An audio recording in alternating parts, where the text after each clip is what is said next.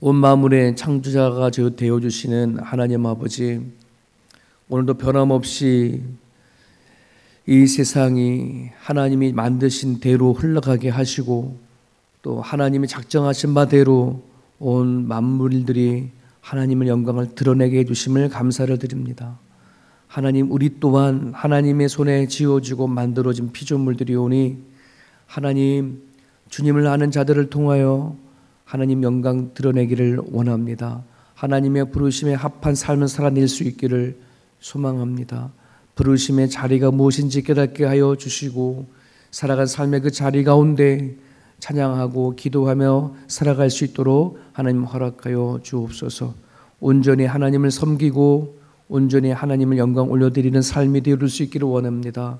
하루하루 살아갈 때에 그러므로 하나님과의 깊은 교제가 있게 하시고 사귐 있게 하여 주셔서 하나님 그 어디에서도 맛보지 못했던 하나님의 기쁨과 주를 통하여 공급되어 주신 그 은혜를 누리며 살아갈 수 있도록 허락하여 주시옵소서. 오늘도 하나님을 향하여 기도하는 주의 권속들의 기도를 하나님 들어주시고 하나님이 우리 하나님인 것과 우리가 하나님의 자녀인 것을 하나님 드러내 주시고 나타내 주옵소서. 예수님의 이름으로 기도합니다. 아멘. 역대하 30장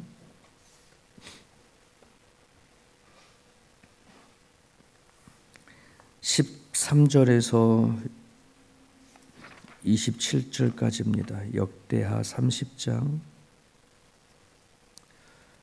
13절에서 마지막 절까지 보겠습니다. 함께 읽겠습니다.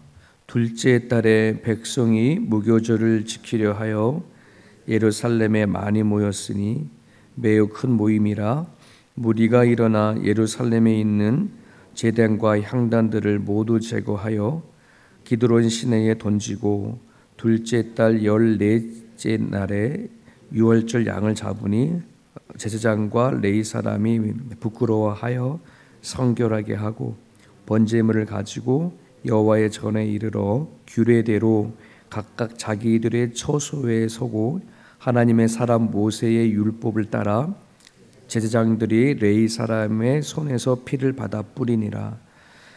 회중 가운데 많은 사람이 자신들을 성결하게 하지 못하였으므로 레위 사람들이 모든 부정한 사람을 위하여 유월절 양을 잡아 그들로 여호와 앞에서 성결하게 하였으나 에브라임과 므낫셋과 이사갈과 스불론의 많은 무리는 자기들을 깨끗하게 하지 아니하고 유월절 양을 먹어 기록된 규례를 어긴지라. 히스기야가 그들을 위하여 기도하여 이르되 선하신 여호와여 사하옵소서. 결심하고 하나님 곧 그의 조상들의 하나님 여호와를 구하는 사람은 누구든지 비록 성소의 결례대로 스스로 깨끗하게 못하였을지라도 사하옵소서 하였더니 여호와께서 히스기야의 기도를 들으시고 백성을 고치셨더라. 예루살렘에 모인 이스라엘 자손이 크게 즐거워하며 7일 동안 무교절을 지켰고 레위 사람들과 제사장들은 날마다 여호와를 찬송하며 큰 소리 나는 악기를 울려 여호와를 찬양하였으므로 히스기야는 여호와를 섬기는 일에 능숙한 모든 레위 사람들을 위로하였더라. 이와 같이 절기 7일 동안에 무리가 먹으며 화목제를 드리고 그의 조상들의 하나님 여호와께 감사하였더라. 온 회중이 다시 7일을 지키기로 결의하고 이에 또 7일을 즐겁게 지켰더라. 유다 왕 히스기야가 숫송아지 1000마리와 양 7000마리를 회중에게 주었고 방백들은 숫송아지 1000마리와 양 10,000마리를 회중에게 주었으며 자신들을 성결하게 한 제사장들도 많았더라.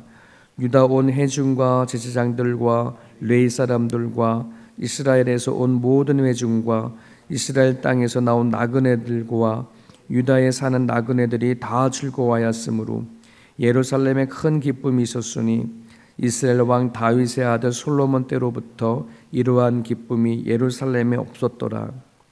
그때의 제사장들과 레위 사람들이 일어나서 백성을 위하여 축복하였으니 그 소리가 하늘에 들리고 그 기도가 여호와의 거룩한 초소 하늘에 이르렀더라. 아멘. 북이스라엘이 주전 722년에 아수르에 의해서 멸망을 하였습니다. 북이스라엘이 아수르에 의해서 멸망할 때에 남유다의 왕이 우리가 지금까지 살펴보았던 것처럼 히스기야의 아버지 아하스 왕이었습니다. 그러니까 이 아하스 왕이 그 아수르가 이제 세계를 막 이렇게 정복하는 거죠. 아수르 제국의 이 영향을 받아서 나름대로는 하나님을 이렇게 붙잡고 살아가야 되는데 하나님보다는 아수르를 더 의지했죠. 그러다 보니 남유다 예루살렘에 그 아수리들이 섬겼던 우상을 섬기기도 하고 신전을 세우고 제단을 세웠어요. 그리고 예루살렘에서 예배드렸던 그 모든 예배의 제사를 다 드리지 못하도록 그렇게 막아버렸습니다. 이스라엘 백성들이 멸망하고 나서 7년이 흘렀을 때 이제 아하스 왕의 그 왕권이 무너져 버리고 그의 아들 히스기야가 왕이 이제 되어진 거죠. 그러니까 북이스라엘이 멸망하고 7년 다음에 히스기야 왕이 남유다의 왕이 되어졌는데 여전히 그때에도 세계의 정세 안에는 아수르의 힘이 퍼치고 있었어요. 그럼에도 불구하고 히스기야는 왕이 되자마자 다시 성전을 정결하게 하고 닫혔던 문을 열고 제사를 드릴 준비를 하는 겁니다. 여호와를 향한 그 신앙을 회복하기 위해서 종교 개혁을 하게 되어지죠. 그래서 모든 자기 아버지가 세웠던 우상의 제단들을 다 부셔버리고 백성들과 종교 개혁을 이제 꿈꾸고 있는 거죠. 그때에 히스기야 왕은 이제 북이스라엘에게 이제 편지를 보냅니다. 이제 북이스라엘이 이제 그 당시 멸망을 딛지만 북이스라엘에 남아 있는 여러의 사람들이 있을 거 아니에요. 그들 향해서 편지를 보내서 우리와 함께 예루살렘에 내려와서 절기를 지키자. 하나님께 예배를 드리자. 그렇게 편지를 보낸 겁니다. 어저께 김혜선 목사님이 그렇게 보냈는데 다 스팸 처리했다고 그렇게 얘기를 하신 것처럼 북이스라엘이 웃기지 말아라 도리어 조롱을 하고 막 이러죠. 하지만 그 중에 겸손한 마음을 가진 여러의 지파의 사람들이 히스기야 왕의 그 초대장을 받고 남쪽으로 이렇게 내려오게 되어집니다. 참 그런 걸 보면은 이 하나님에 의해서 이 북이스라엘이 자신들이 어떠한 심판을 받았고 결국 멸망됐음에도 불구하고 하나님을 향한 이런 마음이 참 강박하구나. 사람은 이렇게 강박할 수가 있구나 할 정도로 북이스라엘의 이 초대장에 그 초대에 불응하는 그 모습을 보면 알 수 있어요. 하나님 앞에 돌아서 버리면 정말 완전히 돌아서 버리는구나 이런 정도죠. 하나님을 위해서 나름대로 막 열심히 신앙생활을 했다가도 뭔가 상처가 돼서 교회를 떠나버리면 다시 회복하기가 참 쉽지 않구나 하는 것을 또 이런 말씀에서도 볼 수 있습니다. 자, 드디어 아하스 왕의 시대가 저물어 버리고 이제 히스기야 왕이 등장을 하면서 오랫동안 유월절을 지키지 못했던 그 남유다의 히스기야 왕이 다시 유월절을 부활시킵니다. 아버지가 세운 이방신의 제단과 향단을 다 제거해버리고 그리고 백성들과 함께 정화운동을 이제 시작을 하게 되어지죠. 자, 이런 부분들에서 히스기야에게 영적 리더십이 되게 보입니다. 세계적인 정세는 아직도 아수르의 힘이 펼치고 있음에도 불구하고 우리는 다시 여호와께로 돌아간다라고 선전포고하는 거예요. 이런 부분들 안에서 교회이든 가정이든 또 살아가는 삶의 그 자리 안에든 영적 리더십을 발휘한다는 것 자체는 너무나 정말 아름다운 모습이고 또 우리 그리스도인들로서 그런 영적 리더십을 가져야 할 이유이기도 합니다.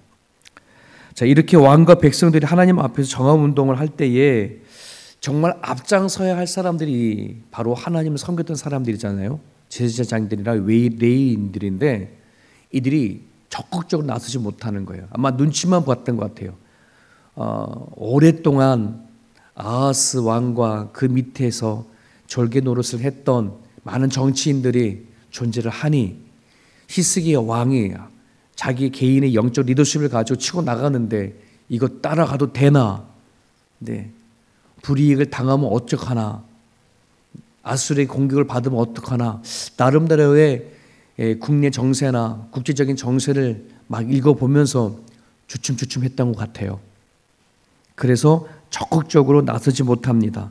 그런데 15절에 보니까 제사장과 레위 사람들이 부끄러워하여 성결하게 하고 번제물을 가지고 여호와 전에 이르러 이런 말이 나와 있어요. 나중에는 이게 정말 히스기야 왕의 리더십이 강하다 보니까 백성들과 함께 이게 뭔가 되는 걸 보여주거든요. 뒤늦게 이제 합세를 하는 겁니다. 그러니까 그것이 부끄러운 거죠. 우리가 어떤 존재냐? 하나님이 세우고 하나님의 제사를 위해서 우리가 부름 받았는데 그걸 우리가 해야 되는데 우리가 앞장서야 되는데 뒤늦게 합세한 것을 부끄러워합니다. 이리저리 눈치 보다가 함께하지 못한 것. 그리고 다행인 것은 회개하고 돌이켜서 다시 자기의 자리를 지키는 얘기가 뒷부분에 좀 나오는 거 보면 참 그래도 다행이다 싶습니다. 그만큼 히스기야의 영적 리더십이 강했다는 거죠. 확실했던 거예요.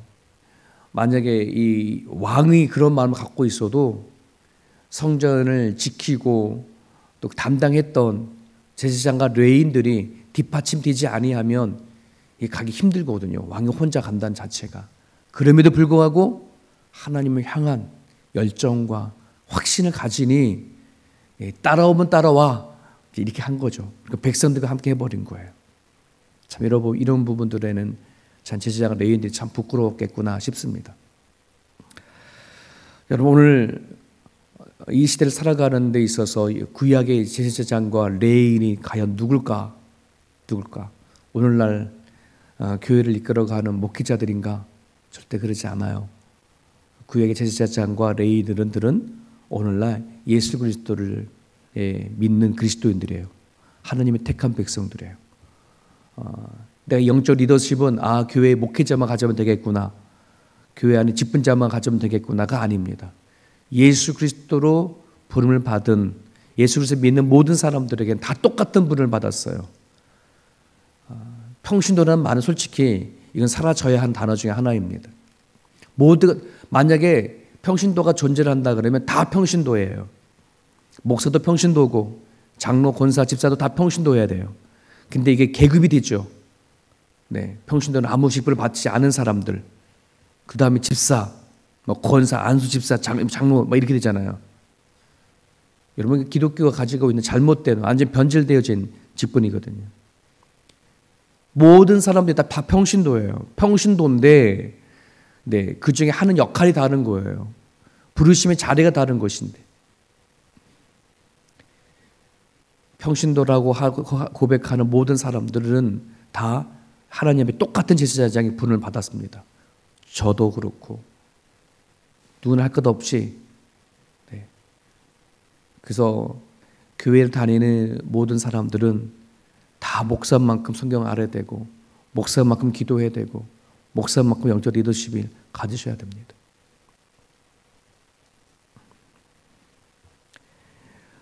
신앙의 줏대를 잃어버리면 세상 분위기에 눈치만 보고 자신의 직분을 잃어버려요. 하나님이 나를 부르는 곳에 대한 그 자리를 놓쳐버리게 되어집니다. 꼭 기억하셔야 합니다. 하나님은 우리를 부르시고 사명을 주실 때에 직분을 가지고 하시는 게 아니라 1대1로 찾아와 주셔서 모든 사람에게 다 부르셨고 사명을 주셨습니다. 내가 누구 때문에 무슨 일 때문에 누군가 뭔가 마음이 상해서 나는 하나님 앞에 나아갈 수 없다라고 말하는 것 자체는 이미 그거는 하나님의 부르심에 잘못된 길을 걸어가는 겁니다.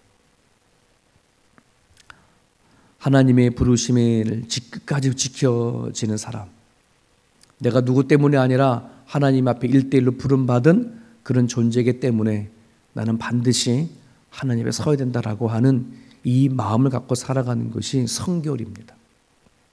성결은 예수 믿는 모든 사람들은 다 해야 되는 거지 않습니까? 하나님 날 부르셨구나. 내 일들이 이런 거구나. 내 사명이 이런 거구나.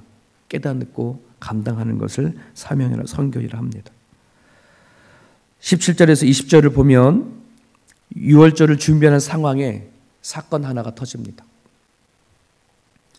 어떤 사건이냐면 유월절을 드리려고 한다면 모세 율법 아래 성결하는 법이 있습니다.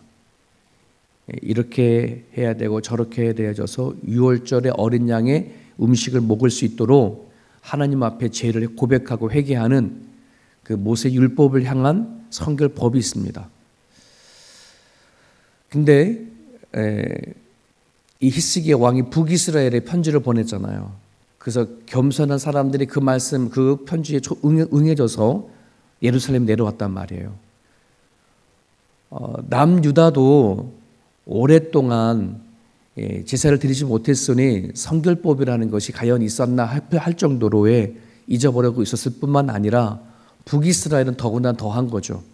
북이스라엘 사람들조차도 내려와서 성결법이 뭔지 잘 모른 채 그저 그 제사에 동참했고 음식을 그냥 먹은 거예요. 이것에 대해서 이제 문제가 되어지는 거죠. 왜냐하면 하나님의 말씀에 따라 다쳤던 유월절을 하려고 하는데 율법을 어기고 말아버린 거예요. 이게 고의도 아니고 정말 좀 몰라서 못한 거거든요. 그러니까 히스기야가 하나님 앞에 나가 회개 기도를 합니다.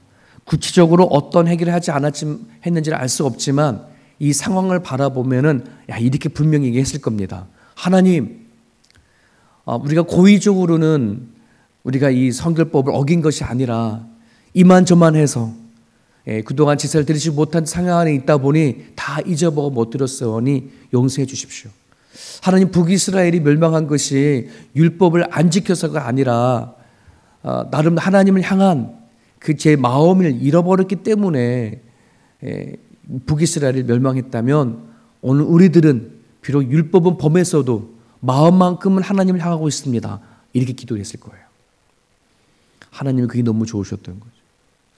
율법은 지키지 못했지만은 누구보다도 어느 때보다도 하나님을 향한 그 마음이 열정적이구나. 히스기야의 그 기도에 기뻐 받아주셨어요. 20절에 보면 하나님은 히스기야의 기도를 들으시고 백성을 고치셨다라고 그렇게 기록하고 있습니다. 어제 이 말씀을 묵상하는데 문득 이런 생각이 들어요. 고치셨다는 표현을 이렇게 쓰는구나. 우리가 뭔가 이렇게 기계나 이런 것들이 사용하다가 망가져 버리면 이게 딱 물리적으로 보이는 거잖아요. 뭐가 망가지면 얼른 수리해버리고 이러면 되는데 이게 사람인데 하나님을 고치셨다는 것이 어떻게 나타나느냐 이 말이에요. 사람을 고치셨다라고 하는 말을. 그리고 물건도 아닌데 도대체 하나님은 이스라엘 백성을 고치신 것을 무엇으로 나타났느냐를 보면 이제 그 얘기의 뒷부분 이야기예요. 그게 뭐냐면 하나님의 앞에 기도하고 유월절을 제사를 드릴 때에 나타났던 그 어떤 때에도 경험하지 할 수 없었던 유월절의 그 기쁨을 맛보게 되는 거예요. 하나님이 고치셨다라고 하는 이 표현은 하나님의 백성으로서 하나님을 향하여 절기와 제사를 드릴 때에 세상에서 맛보지 못했던 기쁨이 뭐예요? 제사하는 사람들에게 나타나는 거예요. 이스라엘 백성들이 하나님 앞에 수많은 제사를 드렸지만 그들에게는 진정한 하나님을 받은 그 기쁨의 제사가 아니었고 그냥 책임과 의무였었어요.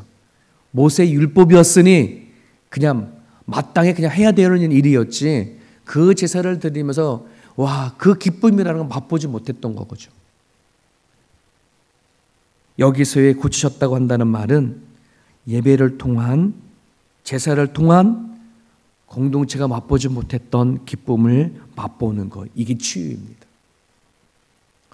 오늘 우리들이 예수님 믿고 하나님 믿고 치유됐다, 회복되어졌다라고 한다는 것 자체는 예배를 통하여 죽었던 하나님과의 관계 안에 이런 것이 회복이 되어지는 거예요. 하나님과의 사귐과 예배를 통하여 기쁨이 회복이 되어지고 하나님을 인하여 즐거워지고 하나님으로 인하여 살맛이 되고 하나님을 인하여 넉넉히 이길 만한 그 힘이, 이게 예배의 회복이요 성도들의 치료 회복입니다. 오늘날 교회를 위하여서 수많은 사람들이 기도하고 하잖아요. 그럼 목회자나 성도나 할 것 없이 다 똑같이 바라는 것이 있는데 그게 예배의 회복이라고 얘기를 합니다. 그래서 설문조사를 해봤어요.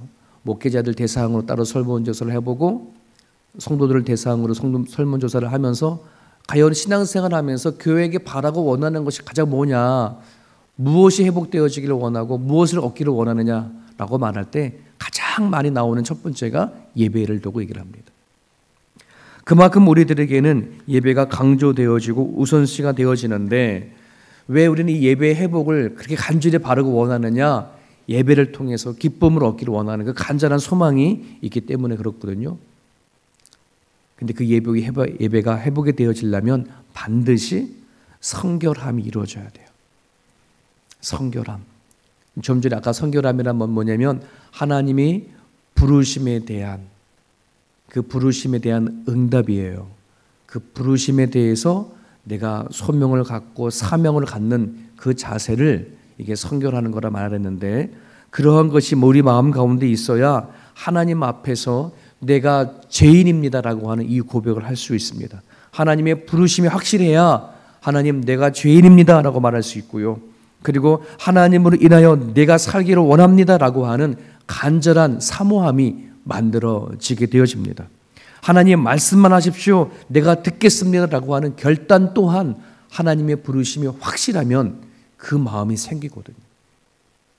우리가 예배가 정말 회복이 되어지고 예배를 통해서 내가 즐겁고 그 어디서 맛보지 못했던 그런 것이 생기려면 반드시 이 세 가지는 우리 마음 가운데 드리고 예배를 드려야 돼요. 하나님, 내가 죄인입니다. 하나님, 나는 주님을 인하여 살기를 간절히 소망합니다라고 하는 사모함. 하나님 말씀하십시오. 이제 내 남은 삶을 하나님을 위해 살겠습니다라고 결단하는 것. 이것이 하나님의 부르심을 받은 존재이고 그리고 성결함으로 하나님 앞에 나아가는 사람들의 자세입니다. 자, 그렇게 예배 드렸더니 23절 봅니다. 온 회중이 다시 7일 지키기로 결의하고 이에 또 7일을 즐겁게 지켰더라. 6월절 7일 다 마쳤는데 와, 생전에 경험하지 못했던 그 긴 역사 가운데에 경험하지 못했던 하나님 앞에 드린 6월절의 기쁨을 맛보는 거예요. 너무너무 즐겁다 보니 일주일간 더 연장을 하는 거예요. 여러분, 일주일간 연장한다는 게 이게 쉽습니까? 거기 일주일간을 연장을 하려고 그러면 그만한 돈이 들어가요. 재정이 필요해요. 먹고 마시는 거가 필요하는 거잖아요. 와, 그런데 그걸 하나도 아까워하지 않아. 왕이든 방백들이든 그 다음에 백성들이든 할 것 없이, 누구나 할 것 없이. 와, 하나님이 주시는 기쁨이 이런 거구나. 여러분, 세상의 기쁨은요 이런 겁니다. 왕이 기쁘면 방백은 별로고 백성은 별로예요. 또 방백이 기쁘면 백성이 별로일 수도 있어요. 왜냐하면 위치가 다르고 살아온 배경들이 다 다르니까 누구는 기쁘지만 누구는 안 기뻐요. 나라라는 것이 그렇거든요. 그잖아요. 빈부의 격차가 심해지고 하거나 여러 가지의 위치가 다르면은 누가 다 한꺼번에 기뻐할 마음, 그런 것이 어디 있겠어요. 처지에 따라 다 다른 거지. 그런데 오늘 여기 보면 왕, 방백, 백성들 할 것 없이 너무너무 기쁜 거예요. 이것이 하나님이 주시는 기쁨이에요. 세상에서 얻지 못하는 기쁨. 어린아이부터 노년에 이르기까지 누구 하나 해당되지 못하는 그런 기쁨이 없는, 다 누릴 수 있는 것. 이게 바로 하나님의 예배를 통해 오는 기쁨이거든.